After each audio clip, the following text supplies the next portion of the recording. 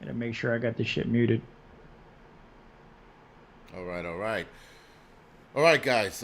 Whoop. So my audio seems good right now. So, guys, let's start with the basics. How do we look? How do we sound? Uh,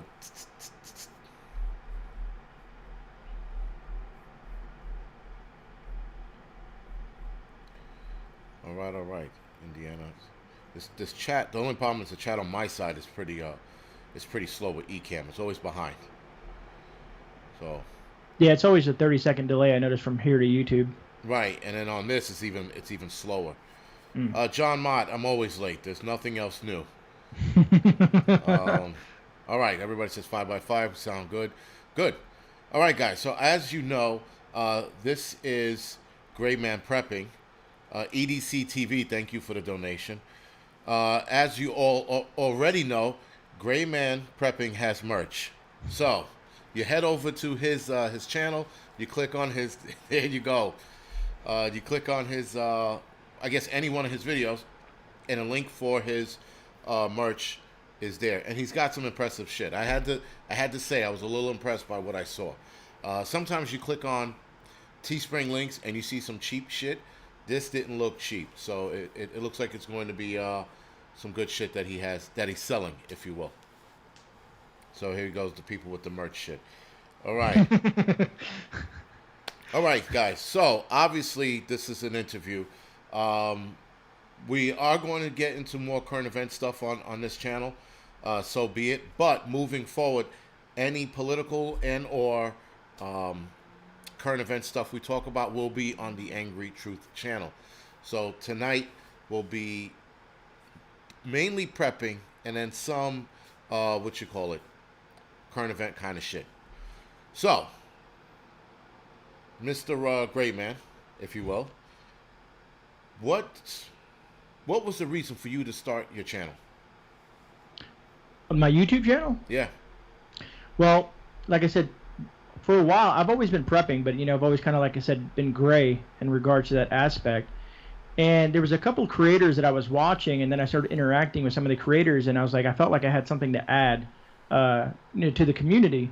So I decided to, look and research things, and then I was like, man, this sounds like a good idea because I wanted to be part of the puzzle where everybody grabs from for information. I have a background, in the military, and plus my preps and things that I've been doing for quite some time. So I thought it would just be a good idea. I figured, what the hell, why not, right? Well, that's a good reason. I think that's what most of us, sorry, most of us start the channel for. All right, guys, if you are into the live stream clubbing, Prepping for Life has a live stream that's on now. So you guys can jump back and forth if you want.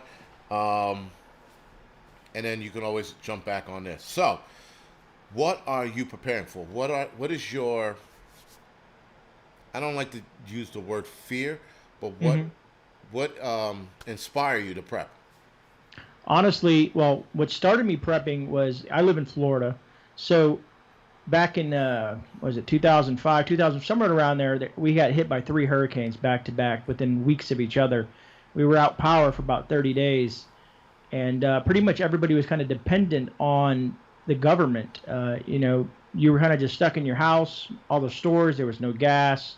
The food, some stores gave away the food because it was going rotten. Excuse me. And so that kind of got me into prepping. But now my main focus in prepping is economic collapse. I believe, seeing what I've been seeing over the last year or so, I think that is something that's more likely to happen than some of the other crazy, disasters that people prep for. But like I said, I look at prepping as insurance. You pay insurance on a car. Why not prep? It's an insurance in case something happens, no matter how small or how large it is. Very good. And you're right. And it's funny. Even saying that, right? Even saying that prepping is insurance, people still like to make fun of us. But with the exception of last year, I think more and more people jumped on board. But I also think that people are, how you say it, I guess, frustrated with prepping because a lot of people are late to the game and they don't know where to start. Right. So they get frustrated no matter how many videos we release. about don't get frustrated. This is where you start. People still get frustrated, and they wind up not going through. Right. So, all right, guys, the wife is on. Behave yourself or not. So, you know how that goes. And yes, Angie, I have my dirty hat on again. She hates this hat. And you know what? Whatever, it is what it is. It is pretty dirty. But enough of that bullshit. So, I like to, do you live in a house or an apartment? I'm in a home. I'm in a house. In a house. All right. So now, I take it you have a backyard? Yes. Do you garden or anything like that? My wife handles the gardening. I'm toying with the concept of gardening like inside the house. And what I mean by this indoor gardening, even though Florida has lots of sunshine and all that stuff like that, but the soil sucks because it's a lot of sand. So you got to do what she calls it the above ground gardening, where you kind of build something out and fill it with soil and whatnot. So she's been experimenting with like potatoes and carrots and different medicinal stuff. She's kind of playing around with a little bit to see what works well. So because our long-term goal is to be self-sufficient at one point or another. So learning to garden, I think, is very important in the prepping community. Makes sense. And indoor gardening sounds very interesting. Monte, thank you for the donation. And Marcus D, thank you for the donation. We appreciate it, guys. That's pretty good. I mean, as far as indoor gardening goes here in the city, it sucks. You know, no matter where we are, we never have enough light. You know, just because you live in a building. I've seen. Go ahead. No, I'm sorry. I've seen that a lot of people, or at least I've seen in other big cities, that a lot of people do rooftop gardening in the cities. We live in New York City, and New York City's full of assholes, so rooftop gardening's out. Gotcha. You know, I listen. Rooftop gardening, where we live, there's a guy that lets his dogs, for example, take a shit on the roof. So rooftop gardening is out because obviously, if they're going to let their dogs take a shit up there, then what's stopping them from ripping the garden apart, right? Right. I do have one option, and I'm going to entertain it to see how long I can get away with it. And then, you know, it'll let me know whether or not it's a good idea. But until I do it, I'll announce it after I get done with it. Now, people are talking about hydroponics. I know nothing about hydroponics. I mean, I would have to learn, but I don't think I have the space for hydroponics either. So that's another problem, right? Space as well is always a what you call it, a task. So, do you have bug out bags and an everyday carry, EDC? Yeah.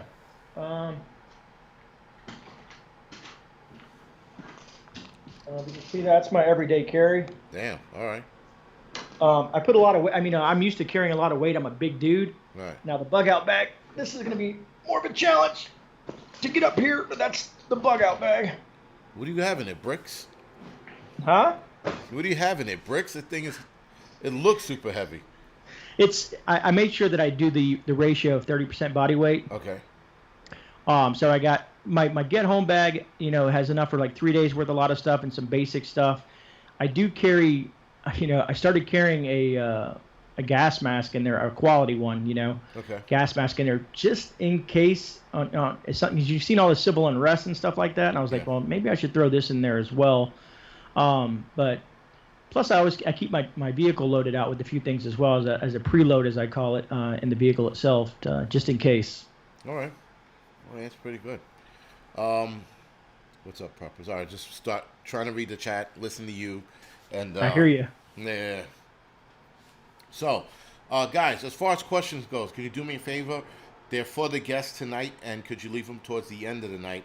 And when you do, make sure they're in all caps. That makes sense. So, I have to ask you, what do you think, or how do you think this year is going to play out? You know, that's a good question, and it's a scary thought. You know, I've been watching a bunch of things today in regards to what this administration is pushing out. I've been seeing all kinds of legislation with gun laws. I've been watching weird stuff. Like I just got a notification earlier on in the day that can we say his name on here? Or? Yeah, whatever. Go ahead. Okay. You know, the current sitting president, he just passed legislation in regards to that men can go into women's locker rooms and bathrooms at sports arenas and stuff. And I'm like, Right. why? I'm not going to let my young daughter, go into a bathroom and then have some grown man that I have no clue, being in there at the same time just because he identifies as a specific thing. If that's your thing, that's cool. You know what I mean? But don't bring it to around the kids and the public. I guess is what I'm trying to say. I'm worried with the long-term effects that can have on down the road. What it's going to create issues. Well, right. So now, people know my stance on this, but the one thing I do realize is that a transgender, like a true transgender that doesn't want to be bothered, right? They go into the bathroom, they come out. Now, a lot of the times, you'll know, you can first. Sometimes you can't tell. You can't tell whether it's a chick or a dude. Yeah. Sometimes, other times you can. But the problem with that ruling is that people will exploit it. That's the problem, right? People are going to, a guy, dressed as a dude, will go in and be like, well, I feel like a chick today, and then he'll go into the bathroom. The problem with these laws is that they forget to realize that people abuse these laws and they abuse the loopholes. So instead of like trying to fix the problem, which I would say create their own bathroom, then you would minimize the other problems you might have. Now, people will always sit there and say, well, the percentage of that kind of activity is low. It is low. It's absolutely low. But I don't want to be the low percentage father or parent that has something happen to his kid because you guys are looking at stats. Right. Stats don't mean shit when your daughter, or in this case, your daughter gets molested, or they try to take her, or whatever the case is. You don't want to be that low percentage, and people always want to throw percentages out until it affects them, or it doesn't affect them, if you will. I mean, when we talk about percentages, look at COVID.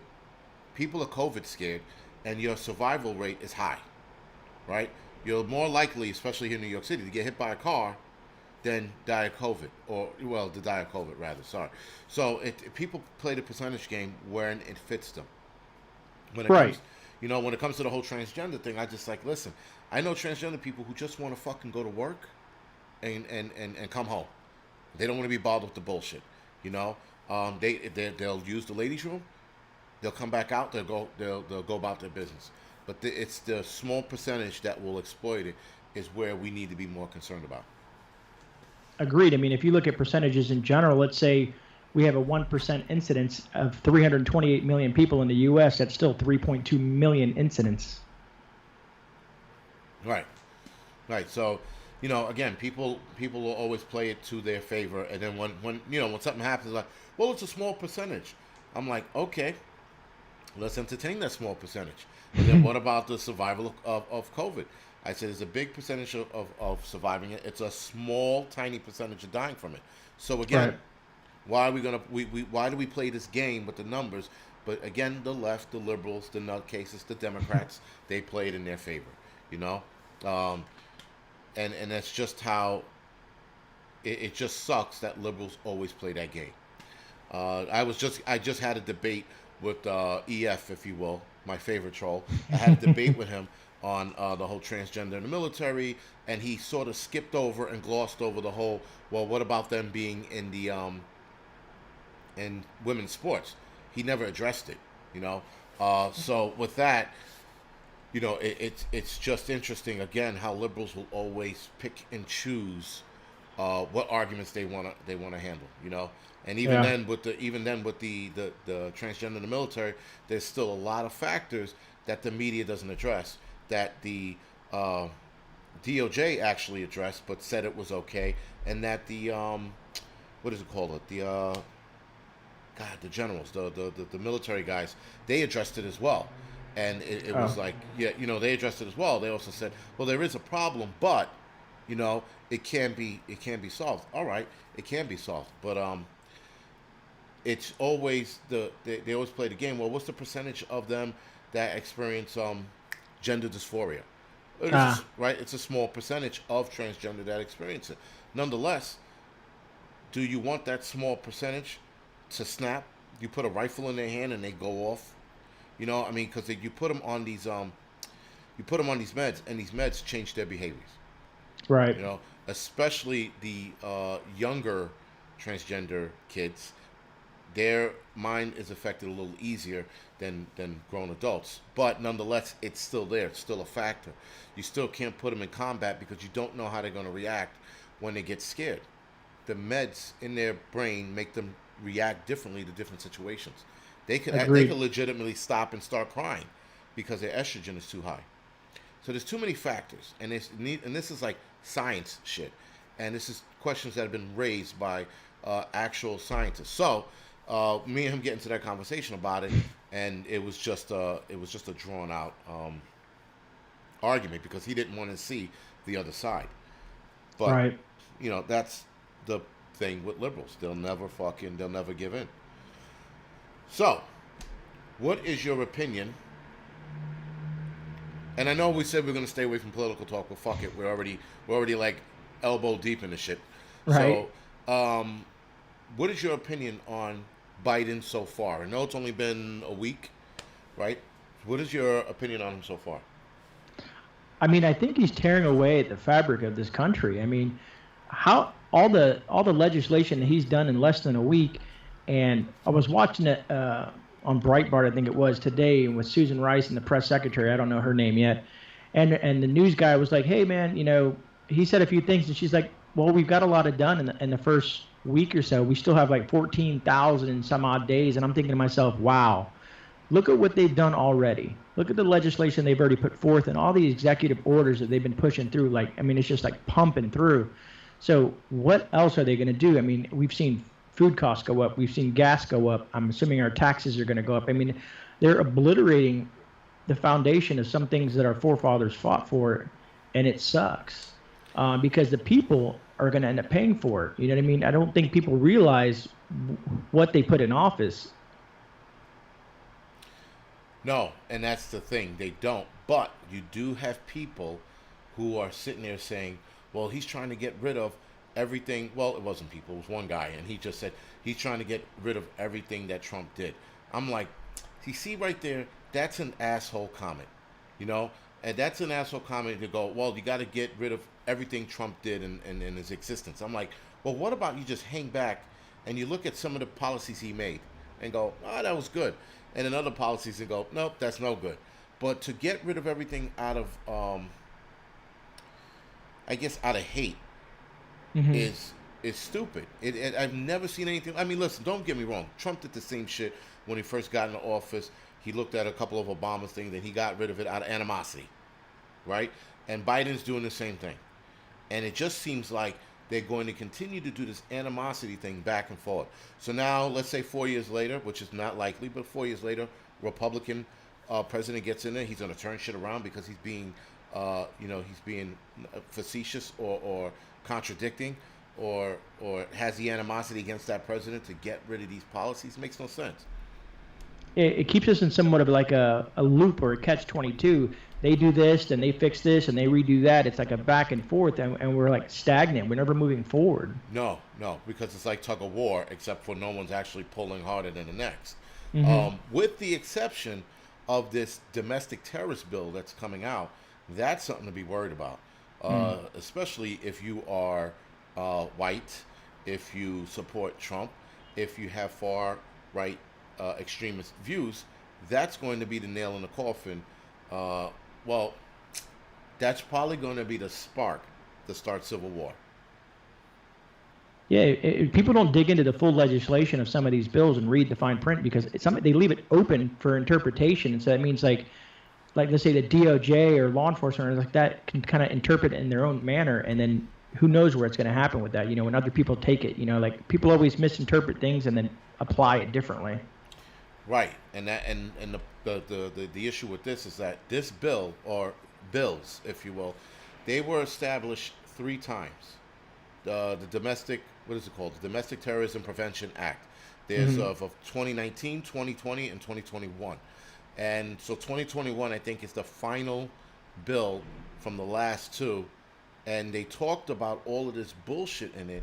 And I thought, well, listen, there's obviously a game here, because they're forgetting the fact that 9/11 happened, and they backdate everything that happened as far as right extremists and white nationalists goes, Hmm. up until September 12th, 2001.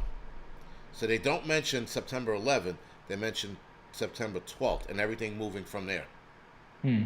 right? So there's always a problem when you do that, when you start omitting other things that happen that Muslims have done. And I hate to say Muslims as a whole, but we're talking about them too. We're going to talk about white nationalists and far right extremists, then we got to talk about Muslim extremists, if you will. And they don't mention that in the bill. They only focused on domestic terrorism. Now, with this Capitol attack, which I have to ask you right now, what is your opinion on the Capitol attack? You know, I dug into it myself because I'm that kind of person that likes to research and dig into things, Right. and I think they are blaming. They're not giving equal blame, if that makes any sense. Okay. I think there was over 50 plus Antifa slash BLM activists there that got caught inside the building as well. They've been arrested and they've been that. You don't see that on mainstream media, of course. And yes, there was a lot of patriots there per se, but just like you said, there's some far right people. You know what I mean? That everybody gets when you're in a crowd, a bunch of people, right? And everybody starts saying, doing all this things. Sometimes you get wrapped up into that, and Right. it sucks because everybody's just like, yeah, yeah, yeah, and they don't realize before it's too late that this might not be the best idea, and then now you're labeled a domestic terrorist when you might just be a person who just really loves their country, and it sucks to see that. You know what I mean? And like I said, there was all kinds of people there from all walks of life, but the few bad apples that took it too far, unfortunately.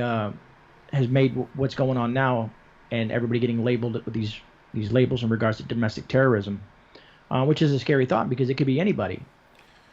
Right. Absolutely. That's why this bill needs to be watched very closely.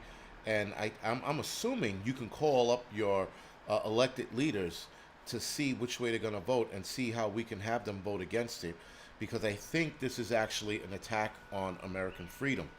Now, Right. they in the bill they say white nationalists, but they also say far right extremist. Well, it looks like right now, if you voted for Trump, you might be considered a far right extremist. It hasn't unfolded as such yet, but I think that's where they're headed. I think that's where we're going. So anyone who voted Trump, you're a Trump supporter. Guess what? Far right extremists. We're gonna have to investigate you. And And it's funny you say far right. How come they don't include the far left, like what's going over on the West Coast? They seem to exclude other things, even though they kind of like dance around that. They don't want to like really hit that that nerve. But everything is always far right, far right. What about the other extremists? There's a lot of extremists on both sides. there is. The only problem is that the left. This is the only problem. This is where I sort of have to be fair. When you look at the domestic terrorist bill or prevention act bill, Hmm. when you look at it, you see how they named all of these right wing attacks, white nationalist and neo-Nazi Hmm. attacks, and they didn't talk about any left wing attacks. Now, Mm. the only left wing attack that I can think of is the rioting and shit they did over the summer, right? Where Right. they burned police station down, where they try to attack federal buildings, and where people were killed in droves throughout the summer.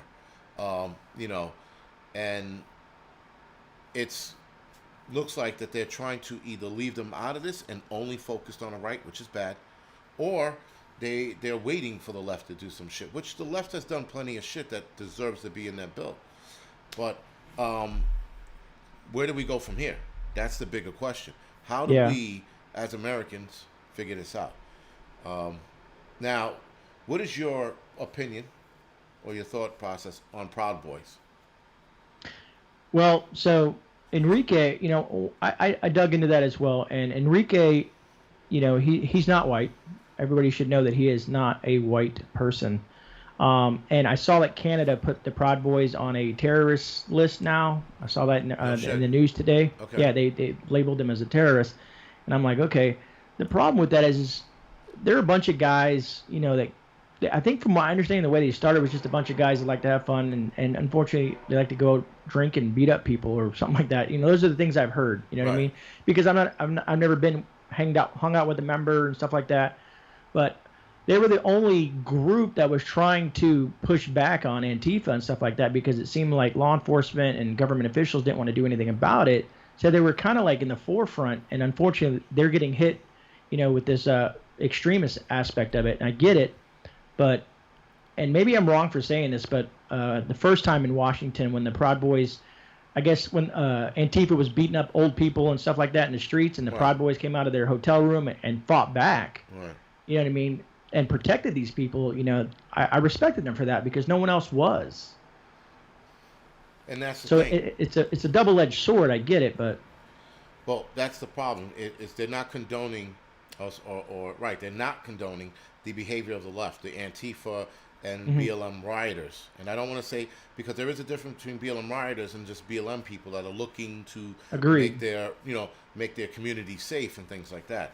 Right. So there is a difference, but nonetheless, you have BLM rioters and you have Antifa, and no one's condoning them. No one's going, yo, you got to cut the shit out. But as soon as Proud Boy comes out to do what they do, now all of a sudden they're labeled like, again, white nationalists, far right wing extremists. I think this is a very, very bad place to be right now. I think we're going to see too much picking of the right, and that can absolutely set off a civil war. Now, what is your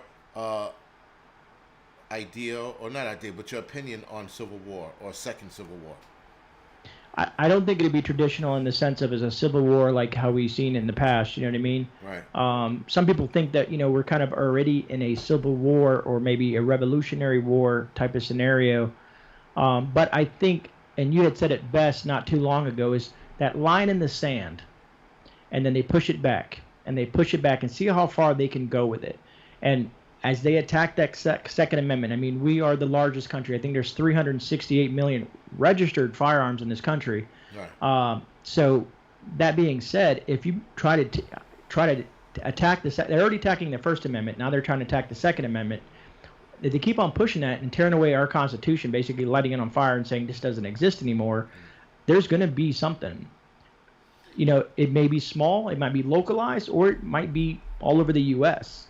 And then we can get into like secession and other states that have been talking about that, but there's more. That's another topic, you know what I mean? But it's just, it's a scary thought, because I don't want to see friends and family die. I don't want to see things like that happen in famine and in poverty and stuff like that. And that comes with civil war, And it's not like, I saw somebody said it best. It's not like you go to work, you come home, you eat dinner, like, hey babe, I'm gonna go out. I gotta go, do my thing at the Civil War, and then come home and like that. No, it's not gonna be like that. It would be total chaos.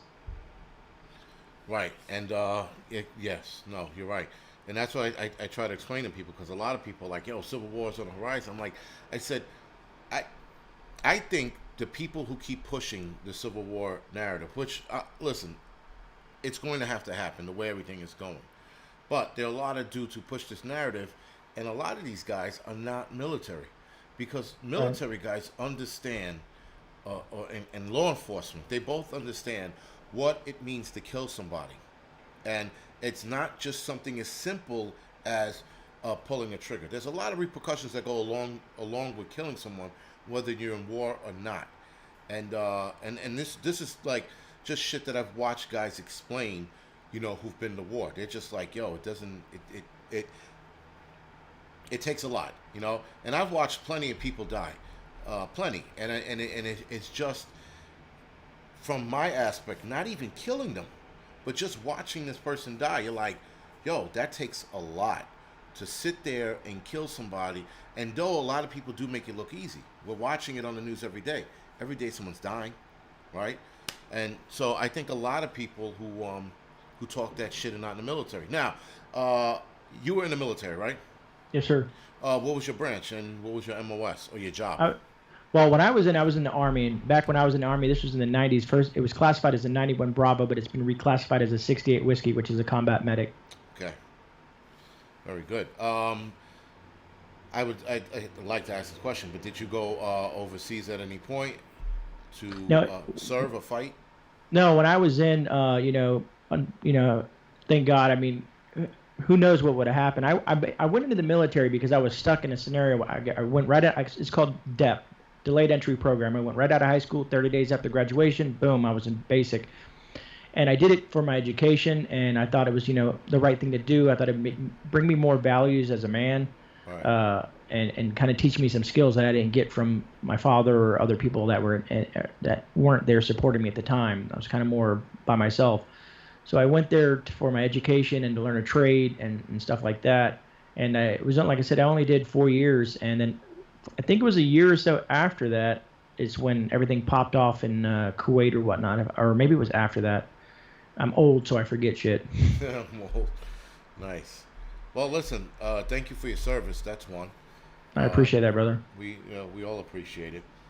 And I don't know, man. I'd like to know what. I mean, you said you joined after high school, but what was the deciding factor to get you to join? I didn't. I should have asked this about other guys, but I never did. But what was your deciding factor in getting you to join the military, even at a young age? Yeah, I mean, basically, I did some ROTC in high school and stuff like that, so I kind of got a thing of it. I've had other family members involved in the military, and one of the recruiters was kind of a friend of mine, and like he took me under his wing and was talking to me about a lot of stuff. And the thing is when I got out of high school, I had no clue. I was poor, so I didn't really have a way to pay for college, even though there's like grants and stuff. Right. And I had no medical insurance. I could get a job, bagging groceries or something like that. So the opportunity to me presented itself as a way to get off my feet. You know what I mean? Because you're going to get housing, you're going to get medical, things like that, and you're learning a trade. So when I went in there, since I tested high, I thought the medical field, because everyone needs some sort of be it a nurse, a doctor, all that stuff like that. I thought that would be a trade that I could take outside of the military in the civilian world. Okay. What do you do now for work? I tried. So funny enough, in the state that I live in now, they don't look at your certification in the military as certification to become an EMT or a paramedic here. You have to go back through classes and do a bunch of other stuff like that. So, and I got my degree in computer science because at the time in the early '90s that was blowing up. Right. That's what I used my money for, and I got into network administration, and I was getting paid pretty well for that, and it gets boring, if that makes any sense, is sitting in a cubicle office with these lights above you and you're just kind of staring at a screen all day. Right. I mean, the money is great, but I didn't want to become 5,000 pounds and sit in a thing eating jelly donuts and coffee all day, staring at a screen. Well, listen, that's why I avoided working in an office place. I always wanted to do something aggressive, and that's why I became an EMT, and then that's why I became a fireman. Those are two very aggressive jobs, especially EMT here in the city. I can imagine. It's fun. You go to a shooting and you're like, yo, how is this going to turn out? Am I going to get shot or is this guy going to get, shot again while we're treating him? So it was always fun to have that looming over you whenever you want. So it's almost like you're a combat medic. Depends on where you are. Yeah, and listen, a combat medic, you guys are constantly being shot at as you're trying to treat somebody, and bullets are whizzing over your head, and you got to focus on this dude and not getting shot. Right. That takes a great amount of balls to be that focused on the guy in front of you and not being worried about getting hit, and you're praying that guys are shooting back and covering you so that you don't get hit. I think that takes way more balls than an EMT worried about one guy finishing off the dude on the ground. You got a barrage of bullets headed to you, so it's yeah. I think a lot of people don't look at that when they think, like, if we go back to the Civil War and other things like that, is sure, you might be able to shoot a gun really good at the range, but have you ever being shot at and trying to maintain the accuracy being shot at with bullets coming downrange to you? Right. Which I don't, have no clue what that's like, because never been shot at that capacity, and hope I don't get shot at that capacity at this point. Too old to be getting shot at, man. Yeah, I agree. Running right now is like not a thing for us anymore. When you used to be younger, you used to run across the street. You know, Yeah. a buddy of mine in the firehouse said it. He goes, you know, when you're getting old, when that walk sign turns to, you know, don't walk, and you're thinking about running, but you don't because you're fucking too old to fucking, you know, run as fast. Yeah. That's when you know it's over for you. So I've had that happen already, so I know it's over for me. So, do you have any? We're gonna face back in some prepping questions. Okay. You have any survival skills?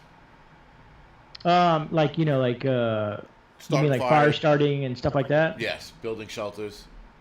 Yeah, no, I've been honing those skills for a while, and I try to diversify myself with certain skills because anybody can go out to Walmart, buy a tent, and think that's going to be all hunky dory, you know what I mean? But unfortunately, a lot of these tents, can fall apart, and if you don't know how to repair them, they're very thin. So I practice with tarps, different thicknesses with paracord. Then I also practice with like just using the environment with you. Be it, you got to learn your environment and how to use it for you in regards to shelters or fires and stuff like that. So I always tell everybody, man, go out there wherever you're from or wherever you live. You get a chance, just go out in the woods and practice some of these techniques because if you don't practice, you're not going to know where the mistakes are. It's better to make the mistakes practicing than in an actual shift event. Right, exactly, and that's I think that's the problem with a lot of preppers is we don't do that, right? We don't go out there and practice. What is your strong point with wilderness survival, if you will? Wilderness survival, I mean, good question. I'm trying to think where I excel at. Funny enough, everybody's always said I'm a good tracker, if that makes any sense. I'm just when I was young, I learned to hunt and, track animals and look at, disturb, brush and stuff like that and how to follow things, good with directions and maps. So I'm like that. A lot of people look for me to kind of like lead and or follow certain things. I've taught my daughter. She was kind of interested in how that is and, looking at animal tracks and seeing where they go. So I would say that's kind of one of my strong points is, being able to track certain stuff like that, which can come in handy in certain situations. Yes. And then, the backup stuff, like I can start a fire probably, they say 30 seconds, but I can probably get it done in maybe 5-10 seconds with the flint stick and stuff like that, Okay. Like we discussed earlier with the bow drill, I have no clue, man. I don't know if I could do it or not, but I mean, it's something to try and play with. Well, listen, according to the movies, everyone could build a bow drill and start a fire in seconds, so you never know, man. It's funny you say that. I don't know if you ever watched the show Naked and Afraid. They always get these guys out there that supposedly they're excellent fire starters. They've been doing this for a decade. They get the bow drill out and nothing happens, and then they have no fire because they thought that they were going to use that to survive out there, and it fails. Well, Naked and Afraid's a fraud show. It's just that there was one episode where the chick couldn't start the fire, and she was using not flint and steel, ferro rod. So that's even easier, right? Like a ferro rod is like where I think everyone should start, and that's one of the easiest ways to start. And she couldn't get it started, and in the next scene, she was sitting by a warm fire. I was like, get the fuck out of here. These things are easy. I carry them everywhere I go. I have them everywhere, man. Yeah, they're awesome.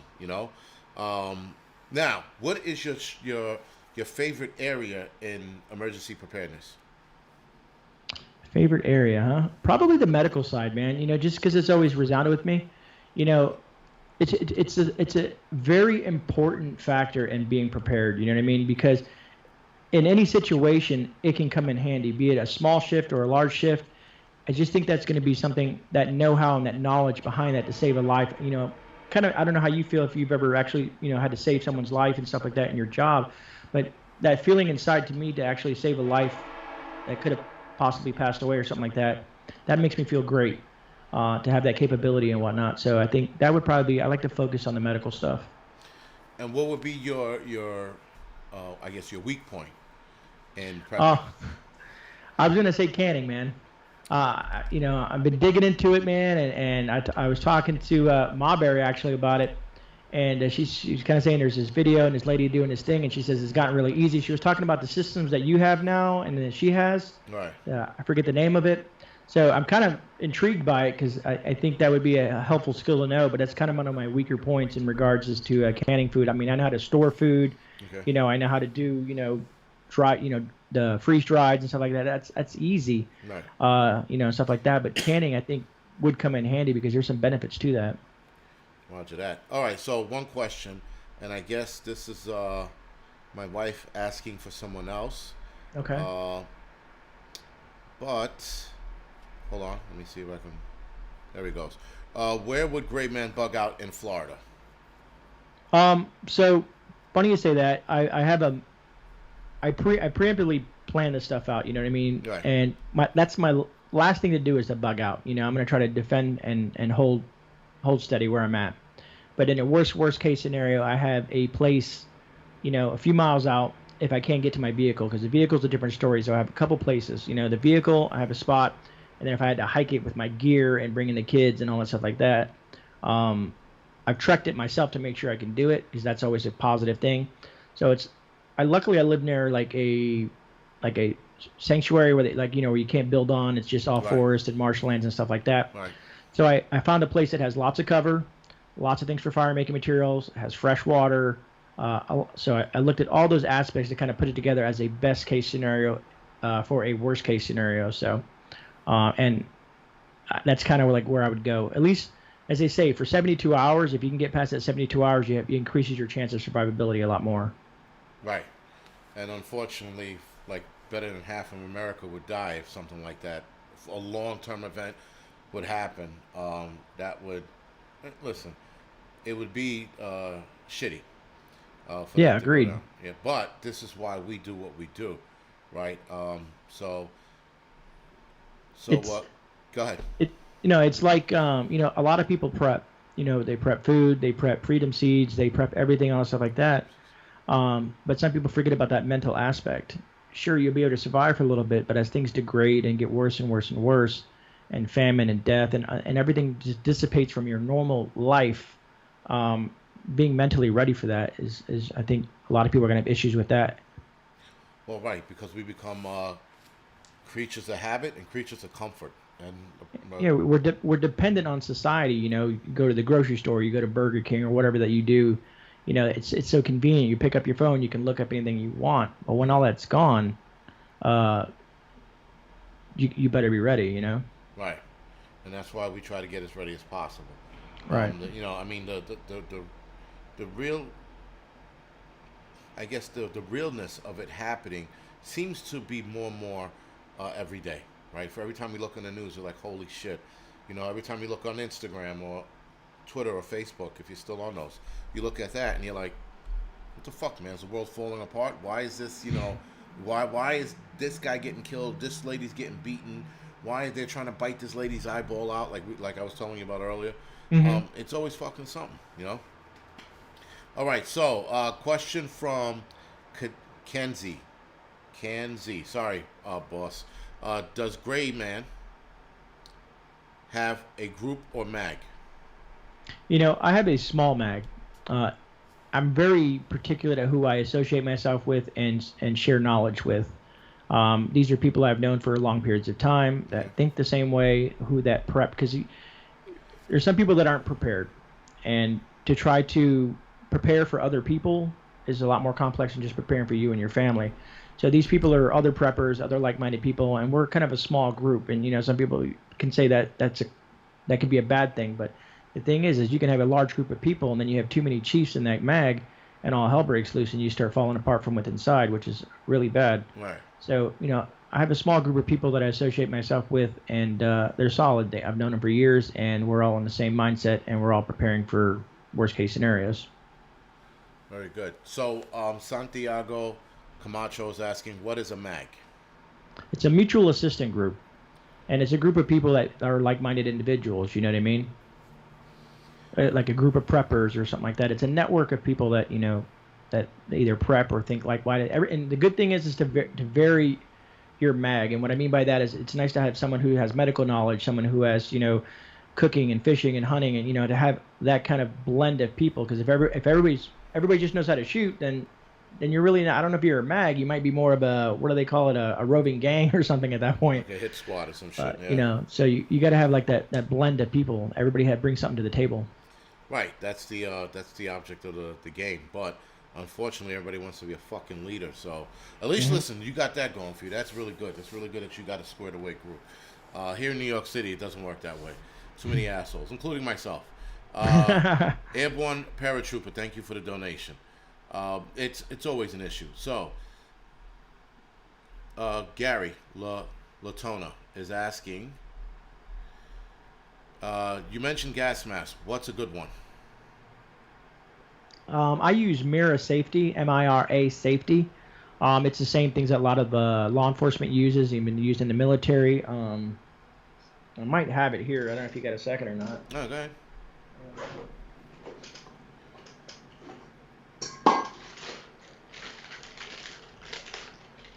Keep it sealed because I want it to stay protected. But it kind of looks like that there. I don't know if you can see that. Which was the company again? MIRA, Mira. Yeah, I think I have the same one. Yeah, and firefighters, I think they use some of that equipment as well. Another key thing is having the right filters for it as well. You got to make sure that they're sealed, and make sure the shelf life and stuff like that is. But the NBC, nuclear, chemical, biological. Right. Now this will filter out particulates as small as communicable disease like the virus and stuff like that. Right. The COVID. But this is a worst case scenario. Right. All right. Can't wear a gas mask everywhere you go. No, you can't. But people will try. That's the one thing, they will try. Someone's asking, are your kids preppers? So I only have one that lives with me now. The other ones are all moved out and they're doing their thing and they're not close to me. So, but my daughter, she has her own bug out bag. She's been watching my videos, which is a plus, and I try to teach her certain techniques to help her. She's only 12. But she's at least have the mindset where she thinks it's cool. She likes doing the prepping thing. She likes learning, so that's a plus. Right. I want her to be more into it other than, jumping on an Xbox or, staring at her phone at TikTok and stuff like that. Fucking TikTok.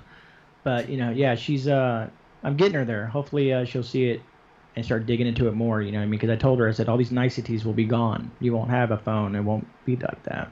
Right. No, you're right about that. That's the one thing about getting kids back into the woods, back into, playing outside. My wife just said, that's a nice mask. And, I have the same mask, so she doesn't know that I have that. I think I remember you saying in a video that you were saying something about so you buy stuff and you hide it, and hopefully she doesn't see it. Yeah, she always finds it. She finds it like a while later. But I haven't bought anything in a while. But that mask was actually sent to me to test out. And then when the guy sent it to me to test out, I'm like, how the fuck am I gonna test this out? Other than it fitting my face right. At what point am I going to put myself in a situation where I can test this mask? Now, there are a couple things I can do, but I think it'd be a little extreme, So I don't know how, that would go, as far as testing it goes. I'm waiting. Like you said, when it comes to masks, make sure you know how to properly fit that mask. You know what I mean? Right. How to wear it, how to use it. Like I said, you want to. Anything that you do in prepping, you want to research it and know how to use the products. Just don't buy a mask and throw it in a bag and okay, when shit hits the fan, then that. Make sure it fits right. Make sure everything is working good before you try to use that and utilize that product. Right. Well, yeah, absolutely. With a mask, you got to be even more careful.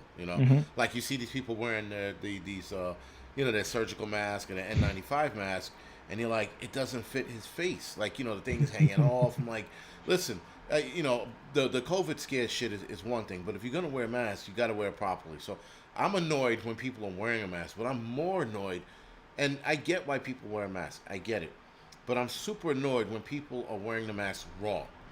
I don't know, maybe that's just a thing of mine. The mask is around the bottom of their face, their nose is still out. I'm like, what's the point? Yeah. What's the fucking point of wearing a mask at that point? But that's just the thing. It just gets under my skin. So where are we at? We're at the 48-minute. Listen, guys, start asking more questions now. Okay. Again, Ken Z. I can't believe I fuck his name up every time I ask him. If you had to do a trade with your preps, which preps would you sacrifice for what you need? Well, I over prep food for that reason. You know what I mean? Food is something it's something that everyone needs. So I have a little bit of stuff set aside for food, if I had to trade that off. Okay. But I also stockpile stuff you can use alcohol, freedom seeds. I mean, I have I'm really being ex-military. I've been prepping this stuff for years. So everybody's like, I can't find anything. I can't find anything. And I'm like, well, man, I've been doing this for a long time. So maybe I have an obsession, but I have a lot. Well, that's good. That's good. So a Patriot sandwich maker says, "Does GreyMan have merch?" Uh, I mean, I guess I do. Yeah, I do have a Teespring. If you ever go to any of my videos, it's if you go to the description of the video, it's like the first thing, and I've actually added that where it says GreyMan got merch, Nice. and then the Teesprings underneath it, just because it's caught on so much. And like I said, I appreciate people who actually who decide to support support the channel. I mean, it's awesome. Yeah, it is. Like I said, I bought a hoodie myself. Yeah. Hooded Can't wait to sweatshirt. see it, man. Yeah, well, listen, I'm waiting for. I think they said February. I think they said February 1st or something like that. So when it gets here, obviously I will be wearing it. So Sonia, I can't pronounce your last name. I'm not even going to pretend to try. Have you considered a boat for a bug out vehicle? I mean, a boat would be a great thing, and depending on the size of the boat, but then Right. you also have to look at different things, fuel for that boat. You can't be in the middle of the ocean with a bunch of paddles, you know what I mean? So the fuel is the biggest thing, and they consume a lot more fuel than people assume, and then the maintenance associated with the boat. But for like a temporary thing to like get away from everything and maybe find a little island to kind of hang out for a little bit, that might be an option. But like I said, there's some pitfalls with boats, and I Right. get the theory behind it, but it's not something that I would bet my life on. All right, so here's the next question. I hate these questions, but whatever. Guard, I'm not going to pronounce his name, but does GreyMan eat spam? I'm not a fan of it personally. See? There you go. My wife, she loves it. She eats this stuff called scrapple. She introduced me to that, but Yeah. I'm not too deep into the processed meats and the potted meats and stuff like that. But in a survival scenario, you got to do what you got to do, and I understand the premise behind spam. I almost bought a spam hat because I thought it'd be funny to wear a spam hat on the channel, but I decided not to. Very good. But yeah, I'm just not a fan of it, man. And anything like that, I'm not even a fan of hot dogs. I know it sounds weird. Back in the day, every once in a while, I'll get this hair up my ass and I'll be like, yeah, let me go get a hot dog. But I try to get like the most realest hot dog as I possibly can, and not that stuff that's processed. Because when you watch, I used to watch a show. It's called How It's Made, and when you see that stuff and how some of this stuff is processed and made, it's kind of disgusting. It is. It is. But I still love hot dogs, man. I'm a big fan of it. Though there is not a movement. I hate to say that, sorry, but there is a new generation of hot dogs that come out where the meat is more real. It's not that processed gooey shit. Right. And it's almost like a kielbasa, but it's an actual hot dog. And there are a couple of companies that just make some outstanding hot dogs. But again, it's great. But I can get with that. I mean, Right. like I said, I do explore hot dogs. We have I don't know if it's a restaurant, but it's like a little place that does these specialty hot dogs, and some of them are pretty good, man. And they use all natural stuff, the beef and stuff. It's not all that processed, parts of other different animals squished into a pig's intestine skin or whatever, how they do that. Right. So, is my volume? No, okay, it's not low. I was too far away from the mic. Sorry about that. Someone said my volume was low, and I realized I was like across the living room again, and it's slipping in his chair. All right, guys. Any more? The wife said Applegate hot dogs. She said those are Applegate. Yeah, they are good. Actually, they are very good. They just, depends on where you buy them. They could be expensive, but again, it depends. Like here in New York City, everything's fucking expensive. You don't get a break. I may be one of those weird people, but I eat a lot of poultry and I eat a lot of fish and stuff like that. Very good.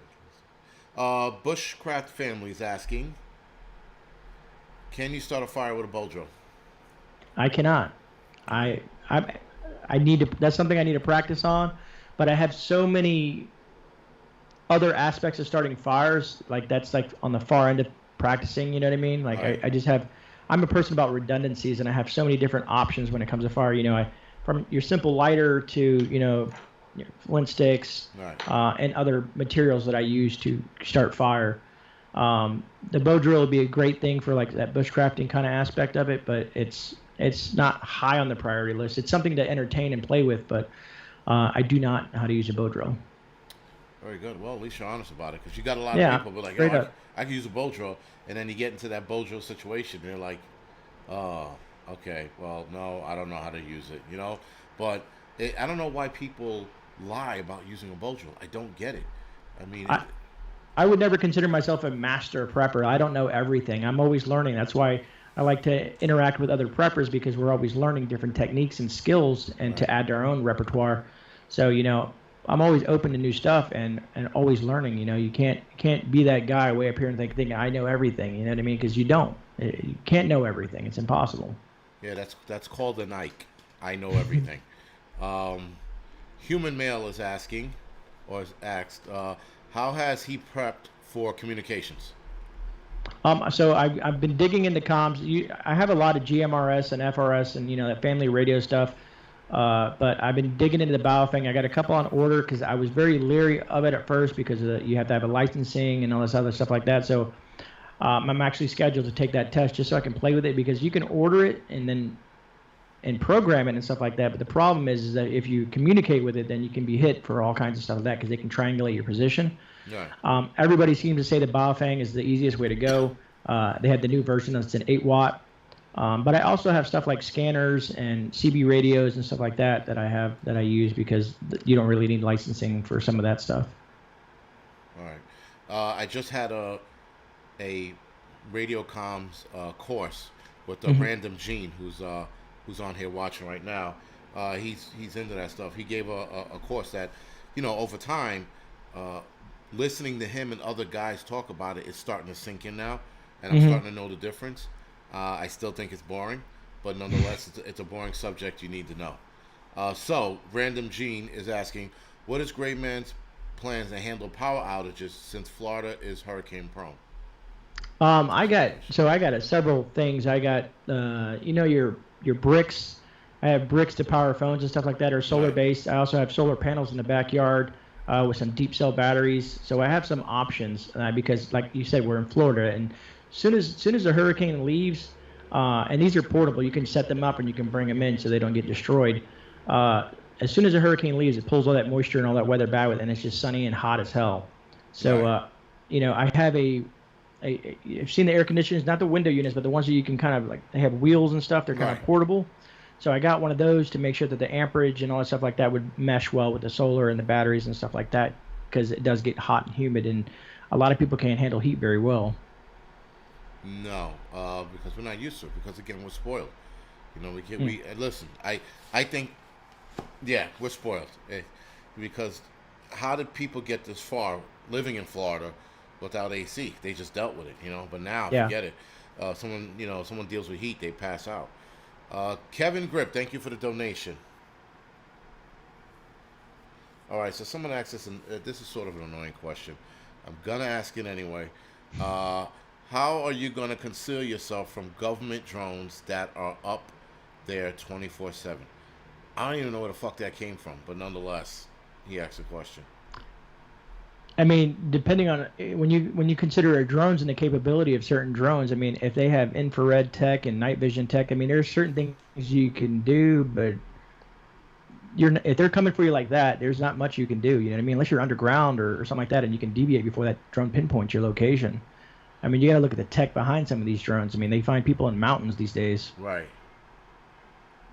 Very good. Yeah, no, you're right. You're right about that. All right, so Handmade 777. What do you say to someone disabled and living in an apartment? And to keep in mind, she's blind. Someone who's living in. Yeah, she's okay. living in an apartment. She says, what do you say to someone disabled living in an apartment? I guess referring to prepping. Your best is unfortunately you're going to have to bug in. You know what I mean? Unless you have someone that's can help you and assist you if you had to bug out, but. In that position, it's hard. It's really complicated because, especially if you have disabilities and also your age and stuff like that comes into play, your best bet is to fortify as best as you can and also go gray. If there's a blackout and you have a power, you don't want to stand out amongst everybody else. You're the only person in that apartment complex with a light on. You know what I mean? So. Right. Learn how to play it right, and I call it Anne Franking because the way they did their things like that. Right. You just got to blend in with everybody else. You can't have it here in Florida. there's a power outage or a hurricane comes through, and there's this one guy down the street that has this generator going, bah, and like, oh, well, we know he has power. What is he else has he got? You know what I mean? So you kind of Right. want to play your cards right into that aspect. So it's prep as much as you can. Fortify your structure. For people not to be able to break in. You know what I mean? If you got windows and stuff like that. I use solar for a lot, and what I mean by solar for a lot is I have solar security cameras. I have solar spotlights that come on Right. because when the power's gone, the power's gone. But the sun, unless if the sun ever blows up, then we're all done. But the Right. sun's always up there, so you're always going to get power, and they seem to work very well. You can't depend on energy, from the power lines forever, because if anything happens, you're just screwed. Right. All right. Hopefully, Handmade 777 that answered your question. She's blind, by the way, so she can't. She's Yeah, disabled. Right. hopefully she has someone, maybe a family member that can, help her. I mean, because that is extremely complex, and it's hard to answer that too. You know what I mean? Yeah. I know most likely I know people who have disabilities like that can hear better and stuff like that, but definitely a complex question, especially with that disability. Yeah. She says she can't get a dog train because of COVID. Oh Not the God. kind of need for other disabilities and not doing it due to COVID. So she's got a lot of other problems going on as well. Well, I wish her luck, man. I wish her luck. Yeah. Hopefully things will work out for her. Yeah. Big time. All right, guys. Any other questions? How? Okay. One. Well, what time is it? All right. One more question. Off time. This is from off time. Great man. Would you or your mag go about with interacting if you ran into another mag? How would you go about interacting if you ran into another mag? It's a good question, and it depends on how I ran into the other mag. If we just ran into each other, like because so the way I like to do it is I like to if I see another mag from a distance, I like to analyze the situation. I like to kind of check them out first because they could be a mag, but they could be a rogue mag, is what I call it. All right. People that are just trying to rob, steal, pillage, kill, rape, whatever they can do to Right. to survive because it may get to that point, unfortunately.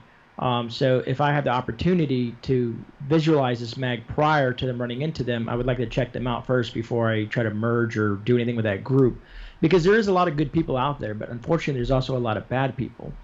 So that being said, if I had the opportunity to kind of scope them out a little bit, and kind of see what they're doing and how they treat other people, you know, that would probably be where I would go with it because you can kind of tell a lot from people from the distance if you watch them and they know that you're not watching.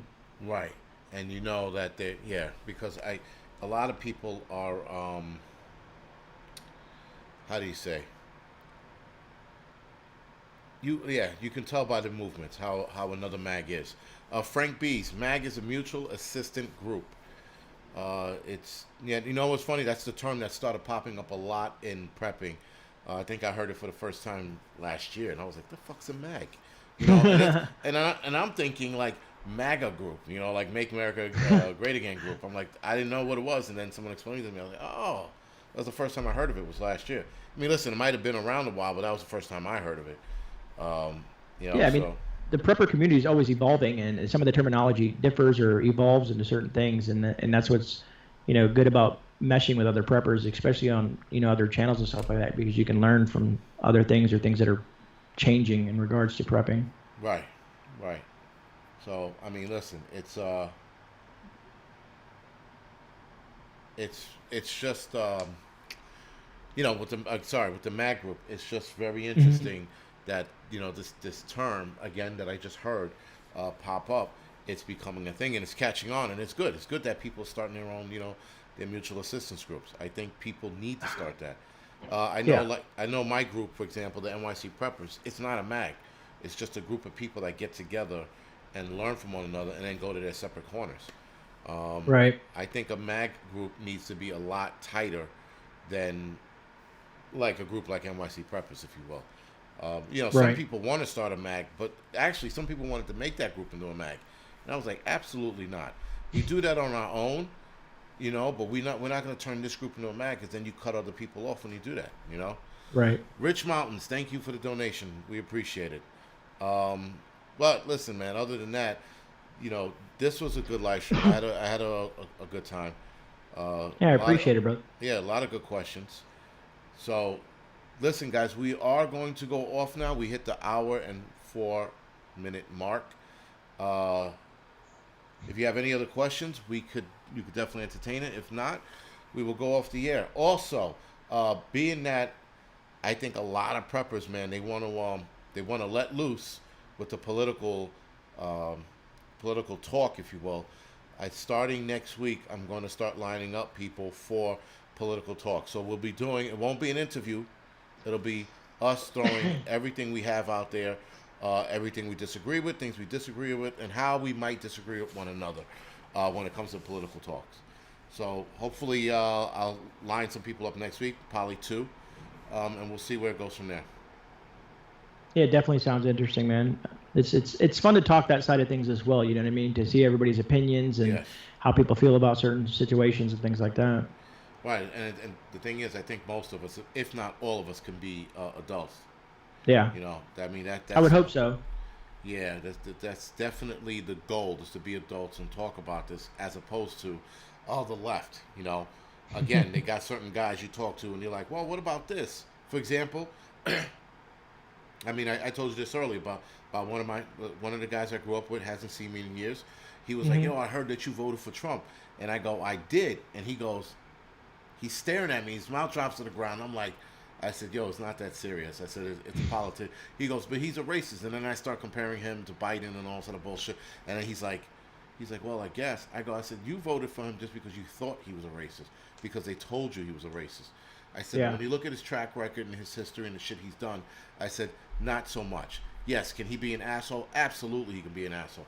But it still doesn't change the fact that he's not a racist, and not in the sense that Biden and them are. But I sort of we sort of left like like okay, instead of shouting and screaming at each other.